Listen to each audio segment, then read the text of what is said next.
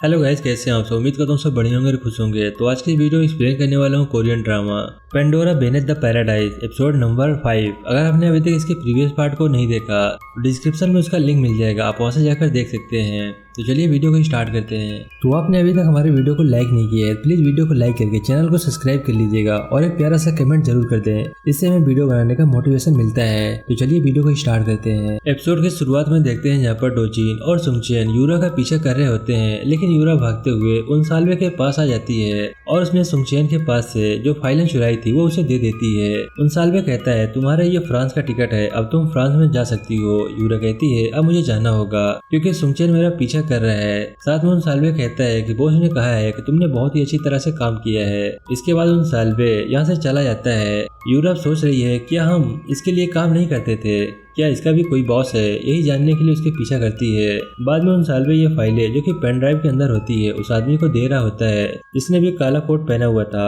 वो देखता है इसके अंदर कोई भी चिप नहीं है, ये तो खाली है। तभी हम देखते हैं यहाँ पर यूरा आ जाती है और इस काले कोट वाले आदमी को देख लेती है। वो अपने फ्लैशबैक लाइट से उसे देखती है, फिर कहती है कि ये तुम थे, क्या तुम इसके मालिक हो। इसके बाद एक काले कोट वाला आदमी इसकी तरफ दौड़ता है, यूरा भाग जाती है। इसके बाद हमें वही सीन दिखाया जाता है जो कि एपिसोड 4 के लास्ट में दिखाया गया था, जहाँ पर इस आदमी ने यूरा को मार दिया था और बाद में पेड़ पर लटका दिया था। साथ में यहाँ पर बिजली भी चमक रही होती है, इसकी वजह से पेड़ में आग लग जाती है और यहाँ पर यूरा जल गई थी। वहीं तायरा भी हेसू का पीछा कर रही होती है। पिछले एपिसोड में हमने देखा था तायरा के आगे एक ट्रक आ गया था, लेकिन तायरा किसी तरह से बच जाती है। आगे जाकर हेसू अपनी गाड़ी को रोक लेती है। तायरा गाड़ी के पास जाती है लेकिन उसके अंदर कोई नहीं था।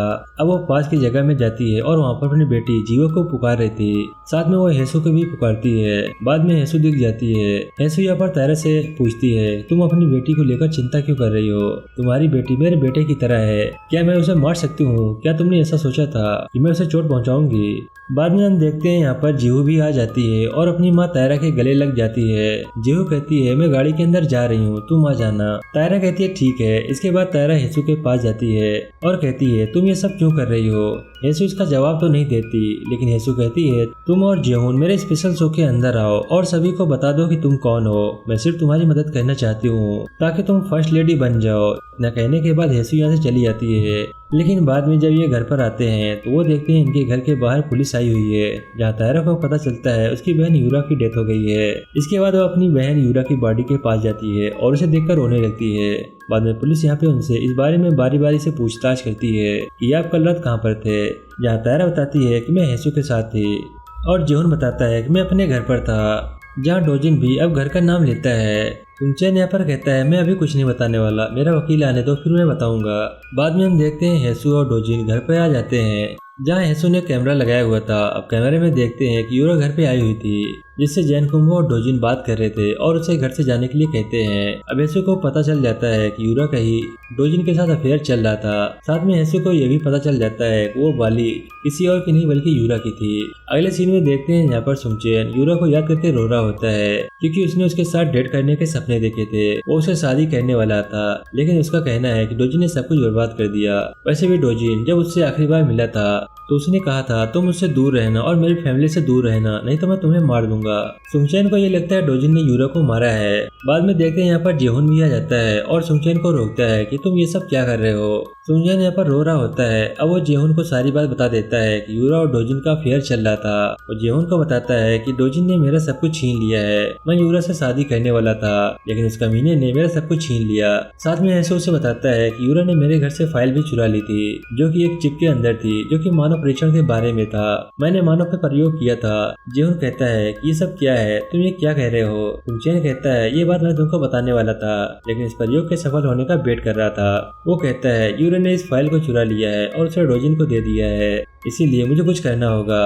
बाद में सुंगचेन यहाँ से चला जाता है और अपने घर पर आकर इस चीज को ऑनलाइन कर देता है। यूरा और डोजिन का अफेयर चल रहा था। अगले सीन में देखते हैं यहाँ पर पुलिस डोजिन से पूछताछ कर रही थी कि तुम्हारा यूरा का क्या चल रहा था, क्या तुम दोनों का अफेयर चल रहा था। साथ ही पुलिस कहती है तुमने उसको मारने को धमकी भी दी थी। पुलिस यहाँ पर बता रही है कि हमारे पास एक गवाह भी है। यहाँ पर सुंगचेन का नाम लेते हैं। सुंगचेन बाहर ही खड़ा होता है। अब डोजिन सुंगचेन से बात करने के लिए जाता है, जहाँ सुंगचेन से कहता है कि मैंने ऐसा कुछ भी नहीं किया है, तुम मेरा विश्वास करो।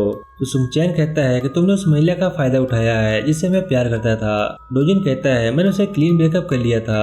बाद में हम देखते हैं यहाँ पर जेहुन भी आ जाता है और वो डोजिन पर चिल्ला रहा था कि तुमने ऐसा क्यों किया, तुमने यूरा को रखेल के रूप में रखा था। डोजिन भी चिल्लाकर यही बात कह रहा है कि मैंने कुछ भी नहीं किया, ये मेरी गलती नहीं है। जेहुन कहता है हम एक मीटिंग करेंगे कि तुम हैच के सीईओ के काबिल हो या नहीं हो। डोजिन कहता है तुम्हारे कहने का मतलब क्या है, क्या तुम मुझे यहाँ से हटाना चाहते हो। जेहुन इस बात पर हाँ कहता है और फिर यहाँ से चला जाता है। अगले सीन में हम देखते हैं यहाँ पर जेहुन के पास हेसु का कॉल आता है। बाद में जेहुन हेसु से मिल रहा है। जेहुन को यहाँ पर समझ नहीं आ रहा था कि इस कंडीशन से बाहर कैसे निकले। हेसु कहती है कि मेरे पास एक तरीका है, वो है मेरा स्पेशल शो। तुम वहाँ पर आओ और सभी को बताओ कि तुम कौन हो और दुनिया को कैसे बदलना चाहते हो। साथ ही बताती है तुम तायरा को भी वहाँ पर लेकर आओ और तुम उस पर भरोसा कर सकते हो, सब कुछ ठीक हो जाएगा। अगले सीन में तायरा को दिखाया जाता है जो जगह पर आई हुई है जहाँ पर यूरा की बॉडी रखी गई थी। तायरा को पता चलता है यूरा ने अपने फोन पर एक मैसेज छोड़ा था, अब उस वॉइस मैसेज को सुन रही थी। बाद में वो यूरा की बॉडी के पास जाती है, फिर उसके मुंह में कुछ देखती है और फिर कहती है क्या ये वही चीज है जो कि तुमने मुझे बताया था। इसके बाद वो यूरा की बॉडी को अलविदा कहती है। बाद में हम सभी को देखते हैं जो यूरा के अंतिम संस्कार में आए हुए हैं, जहाँ हेसु तायरा से कह रही है क्या तुम इंटरव्यू के लिए तैयार हो जो कि तुम्हारा और जेहुन का लेना चाहती हूँ। यहाँ पर तायरा कहती है मैं तैयार हूँ, लेकिन इस अंतिम संस्कार में डोजिन नहीं था। बाद में हेसु घर आती है और डोजिन हेसु से कह रहा है मुझे माफ कर देना, लेकिन मैंने कुछ भी नहीं किया, मैंने उससे ब्रेकअप कर लिया था और जब मैंने उससे ब्रेकअप किया तो सुंगचैन ने भी देख लिया था। तुम मेरा विश्वास करो, मैंने उसे छोड़ दिया था। यहाँ पर सभी को लग रहा है कि यूरा ने आत्महत्या की है, लेकिन ऐसा नहीं था। अब हेसु डोजिन से कहती है ठीक है, क्या तुमको नहीं लगता यूरा को किसी ने मारा है। डोजिन इस बात पर टोकता है और कहता है कौन हो सकता है। हेसु यहाँ पर तायरा का नाम लेती है। वो कहती है वो उसके अंतिम संस्कार में रोई भी नहीं, मुझे लगता है उसने ही ऐसा किया होगा। इसके बाद तायरा को देखते हैं जो फिर से उसी पेड़ के पास आई हुई है जहाँ पर यूरा को लटकाया गया था। वो यहाँ पर किसी चीज को खोज रही थी। बाद में हमें उसे यहाँ पर एक मोती मिलता है जो कि यूरा के गले में जो हार था उसका था।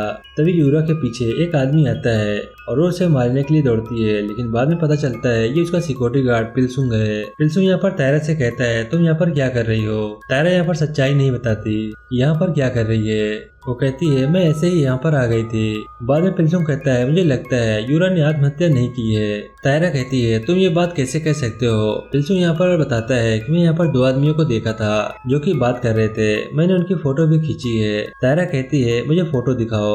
जब यहाँ पर तायरा फोटो को देखती है तो उसे पता चलता है कि एक आदमी तो कुंसाल्वे है और दूसरे आदमी ने कोट पहना हुआ है। तायरा पिलसुंग से पूछती है क्या तुमने ये कोट पहना हुआ आदमी देखा था। पिलसुंग यहाँ पर मना कर रहा है। वो कहता है मैंने उसे नहीं देखा। इसके बाद न्यूज पब्लिक हो जाती है कि डोजिन हैच कंपनी के सीईओ से इस्तीफा दे दिया है।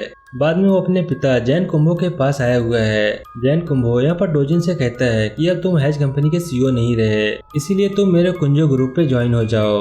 लेकिन डोजिन कहता है मेरी वहाँ पर कोई जगह नहीं है, मैं वहाँ पर नहीं आना चाहता। जैन कुंभो डोजिन को कुंजो ग्रुप का उत्तराधिकारी बनाना चाहता है, लेकिन डोजिन साफ साफ मना कर देता है। वो कहता है कि मैं नहीं आने वाला, साथ में बताता है कि मैं हैच कंपनी में वापस जाऊंगा और अपनी जगह को बनाऊंगा। अगले सीन में देखते हैं जहाँ पर सुंगचैन क्योजिन से मिलने के लिए आया हुआ है। साथ में यहाँ पर क्योजिन की माँ मिनियोंग भी होती है। अब सुंगचैन यहाँ पर मिनियोंग से कह रहा है कि मैंने आपसे एक बात छुपाई थी। 7 साल पहले क्योजिन के साथ जो दुर्घटना हुई थी जिसके कारण आज वो ऐसी कंडीशन में पड़ा हुआ है, मैं उसका जिक्र करने वाला हूँ। वो बताता है क्योजिन हमेशा अपनी बाइक की सर्विस करता था, वो अपनी बाइक खुद ही ठीक करता था और किसी से अपनी बाइक को ठीक नहीं करवाता था। लेकिन उस दिन डोजिन ने उसकी बाइक को ठीक किया था, वो उसके ब्रेक को ठीक कर रहा था और मैंने उसे देखा था और मुझे लगता है डोजिन ने क्योजिन की बाइक का ब्रेक फेल किया है। इस बात के कारण मिनियोंग यहाँ पर बहुत ज्यादा दुखी हो जाती है और रोने लगती है और उसे विश्वास नहीं हो रहा है डोजिन ने उसके बेटे के क्योजिन के साथ ऐसा काम किया है। यहाँ पर मिनियोंग का असली बेटा क्योजिन होता है, वो एक विधवा थी और बाद में जैन कुंभो ने उसे शादी कर ली थी। डोजिन जैन कुंभो का असली बेटा है। अगले सीन में देखते हैं जहाँ पर जेहुन हानून हॉस्पिटल में आया हुआ है और वहाँ पर सैंड्यूक से मिल रहा है। ये यहाँ पर मानव पर इस चिप का परीक्षण करने के बारे में बात कर रहे हैं। साथ में सैंड्यूक जेहुन से कहती है कि मैं तुम्हारे राष्ट्रपति बनने में मदद करूंगी, चलो हम एक साझेदारी करते हैं। जेहुन कहता है मुझे ऐसा क्यों लग रहा है कि तुम्हारे पास कुछ ऐसा है जो कि मुझे बर्बाद कर सकता है। सैंडोक इस बात पे खामोश हो जाती है। वहीं दूसरी ओर मिनियोंग को दिखाया जाता है जिसे हानुल हॉस्पिटल के अंदर लाया गया है, लेकिन वो यहाँ से भाग जाती है। वो जाते हुए जेहुन से टकरा जाती है। जेहुन कहता है कि आप यहाँ पर क्या कर रही हैं। मिनियोंग कहती है प्लीज मेरे बेटे को बचा लो।